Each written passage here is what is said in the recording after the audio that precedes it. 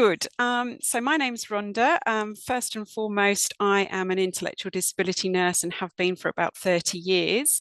But I'm also currently probably less than a novice researcher. That's how I'd describe myself. So I'm here today to have a conversation about how we move from substitute decision makers when we're working with people with intellectual disabilities to more of a substitute supportive decision maker. And I'll explain that in a moment.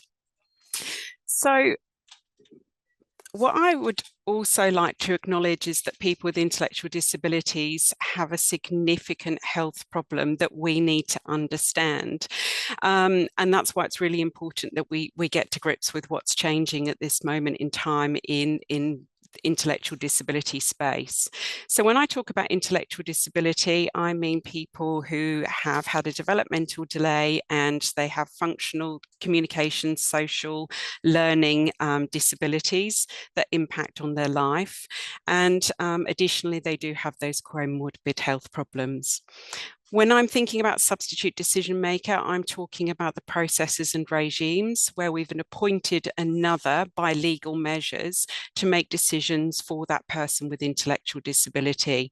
Examples of that are guardianship acts, mental health acts, and the like. So really where I'm thinking today is about supported decision-making or decision-making support. And this is a process where a supporter does not make the decision for the person, but they recognize the will and preference of that individual. And some of the tensions with this is that the choice of that individual may not always be what we consider to be the best decision to be made. And sometimes what the tension is there is that we take a paternalistic stance and we wish to override in best interests of that individual. So the context for this discussion really, and for where I'm coming from, is that we think about hearing the voice of the individual when we're thinking about qualitative research. And experiencing qualitative research very often is that we hear from another person instead. So we may hear the voice of a proxy or a family member, and we really want to understand what it's like for that individual. The other issue that we possibly have is that the special protections that occur for people within intellectual disability research is that we perhaps neglect to think about how they can be self-determining. So just the fact that we have special protections, and I'm not negating the need to, safeguard people. I certainly understand that from my roles as a professional, but I think we have to be very careful about how we apply these and think about whether we're being restrictive, paternalistic, and whether we are actually negating somebody's ability to be autonomous. So the challenges at this time is that for researchers, I think, is that people with intellectual disabilities are not a homogenous group. So we find that people with intellectual disabilities vary in their presentation. They may have different levels of adaptive functioning, different receptive and expressive communication languages. And that brings about a challenge, is how do we show that we have considered those elements when we're working with people with intellectual disabilities? And research protocols and researchers often avoid these things because it's too hard. We also think about how assumption bias is prevalent in people or around people with intellectual disability. We often include them in exclusion criteria. We're not giving people an opportunity for involvement. And there's often blanket prescriptions of either a proxy voice or a substitute decision maker around consenting. And that's a particular issue. And the other thing is we often make assumptions that the topic doesn't relate to that person with intellectual disability. And sexual health research is one of those, which is a classic. We know that gatekeeping is present at many junctures of research, and it might be recruitment flyers going to a support worker who makes a decision that they're not entitled to make just by throwing that flyer in the bin. We know that PIFs and PICFs are actually really complex documents. We know many people don't read them, but are they actually accessible in the first place? The National Roadmap recently talked about how tertiary education for people in healthcare professions is really, really poor in relation to intellectual disability. So I guess part of the problem is that many health professionals don't have a level of understanding about the lives of people with intellectual disabilities. And I think that reaches to researchers and that reaches into HRECs as well. And that lack of knowledge leads to fear and it leads to avoidance. And there's also some issues around that fear being linked, I think, to this idea that we choose a proxy or we choose a substitute decision maker in all cases, or more often than not. We're time poor, we're funding poor, and that has an implication because we need time to make bespoke materials. We need time to engage with people with intellectual disability. And we also need to make sure that we have an understanding of that clarity of terminology. Healthcare workers, I find in my healthcare work, don't understand the difference between a substitute decision maker or somebody who's informally helping another. And I think that in terms of clarification of terminology, we may not always understand that and what it means from the perspective of a proposal. So the issue with the status quo is that we've had the UNCRPD coming up for sort of 15, 20 years ago now, and we've had more recently the Disability Royal Commission, and here in Queensland, certainly the public advocate, and they've all been talking about how we need to really think about supported decision making and how we move forward with that and how we respect people and how we think about self-determination in terms of inclusion, but human rights. And I think that's really what the issue with the status quo is, that we either put people with intellectual disabilities in the too hard basket, or we make it too hard for researchers and proposers to go through with it.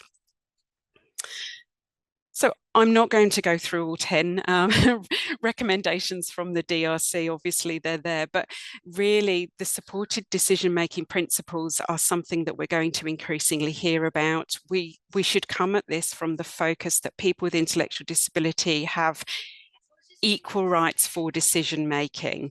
We need to think about dignity and dignity of risks, and we should be directing our efforts towards supporting the will and preferences of people.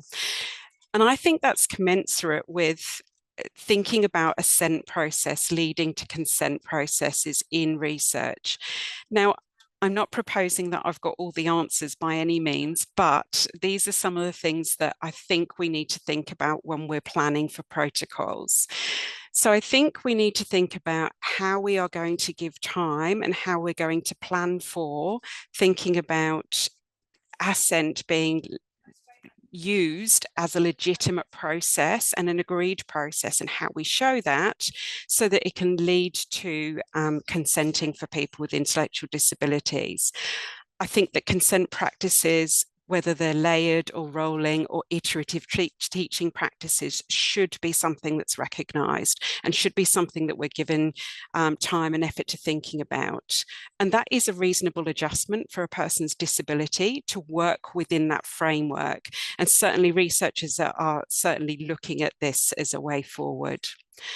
I think we need to think about how we frame having another signing a consent form on behalf of a person with an intellectual disability if they are not the formalised substitute decision maker.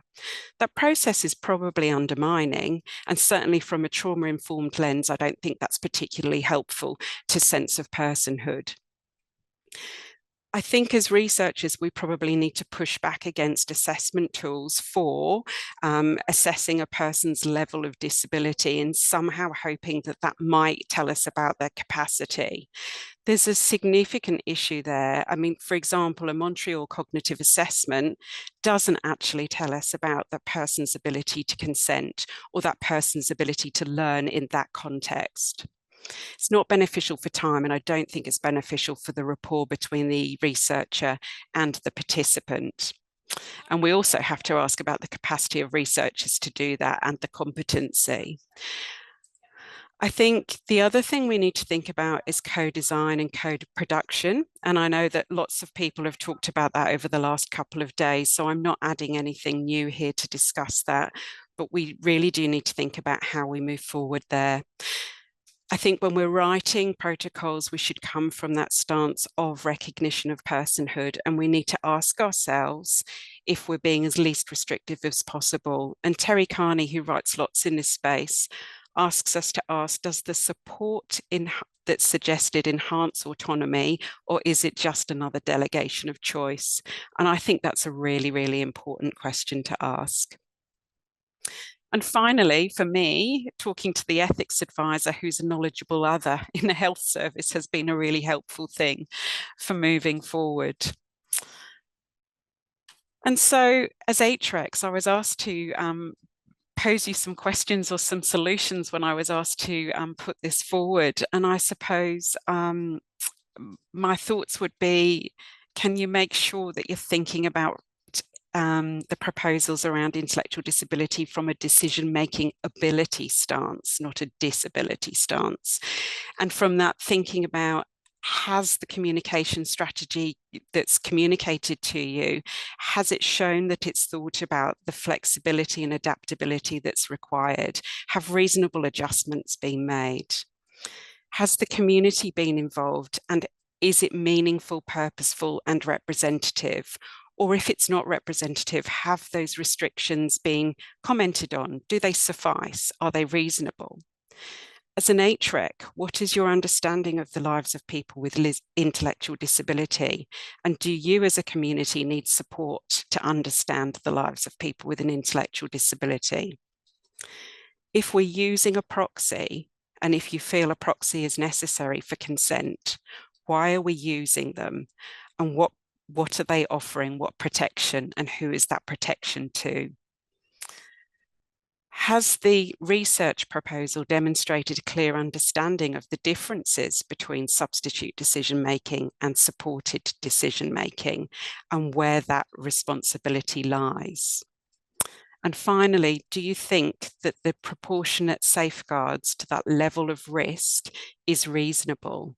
Or have we held people with intellectual disability to a higher level of assumed risk than the general population? And certainly research often suggests we do. Thank you very much. And I can see Gordon's popped up, and that's the end of my talk. I knew it was a tight one.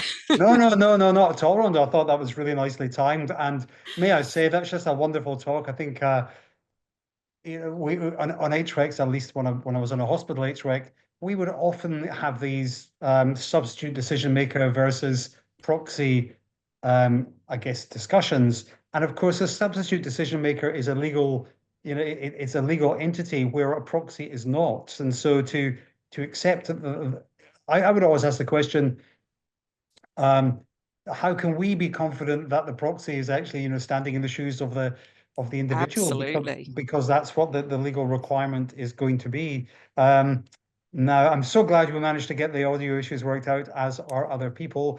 I did love your differentiation between capability and capacity assessment, because yeah, using the Montreal cognitive assessment versus some other potentially subjective assessment does not tell us about the individual. So I would say, as you have really pointed out in an excellent prezzo, that it is about being convinced that whoever is proposing the research has taken, doesn't just say, well, here's a bit of paper saying Montreal assessment. We have used an advocacy group, and potentially we have got the agreement of the individual for this person to make a decision on their behalf, and so just to clarify then, are you proposing that we should always endeavor to get assent from the individual prior to consent from a substitute decision maker? Well, I suppose that's an interesting question. Is it where does one end start and the other end stop, I suppose? And from a human rights perspective and a disability rights perspective, absolutely, that person's assent and agreement should always come first. I think absolutely we have to acknowledge that we need to make sure that we've got the communication practices, that we have had that conversation, that the person understands, and I'm not negating any of those risk practices. But I work with people with intellectual disabilities day in, day out. I know that they can, with the right information, make very complex decisions for themselves. And it's more about that adaptability and flexibility. And I think that's probably where we lack, both in research and in healthcare, actually. Yeah, and I think it's a sophisticated approach that we sometimes have to, challenge paradigms and dig a little bit deeper, um, just to be clear. And so maybe a good example is people who are aphasic, for Mm, example, and they can often be. It has been proposed, and when I've been chair of a committee, that they are intellectually disabled because they're aphasic, but they are totally different things. completely. And Absolutely. yeah, and so while it may seem one can equate one with the other, we really have to be inquiring more deeply, just to, discern that this individual definitely does not have the capacity to consent. Correct. Yeah, That's right. And I yeah. think we've tended to go down that route of blanket ascribing non-capacity with people with intellectual disabilities, and that's a problem. And maybe final question, Rhonda, and we're in Queensland, so of course we have the Hmm. same guardianship Yes. tribunal. What has the guardianship tribunal weighed in on this matter at all? And to the extent, I mean, they won't provide guidance and all that, but have you engaged with the guardianship tribunal just to determine their support for this proposal? I haven't, not on this particular thing, but I work with guardians a lot in my work, and their stance usually is in relation to anything where the person can consent and support themselves. Then we work towards supporting self-determining action. So it will be an interesting. I think we will find some really interesting changes coming through, push through from the DRC, which has given us that extra impetus to perhaps look at practices in many different ways as to how we ascribe consent in lots of different places. Yeah, that's wonderful. Rhonda, thank you so much for rounding out our the end of our consent session Thank you. with that wonderful talk. And please, everyone, please show your appreciation for Rhonda. And great to Thank you, see everyone. Logan and Beaudesert, um, you know, contributing to the milieu of talks to this conference. Excellent. Okay, now Thank I'm you. just trying. Okay, Rhonda, great work. Thank you for that. Now.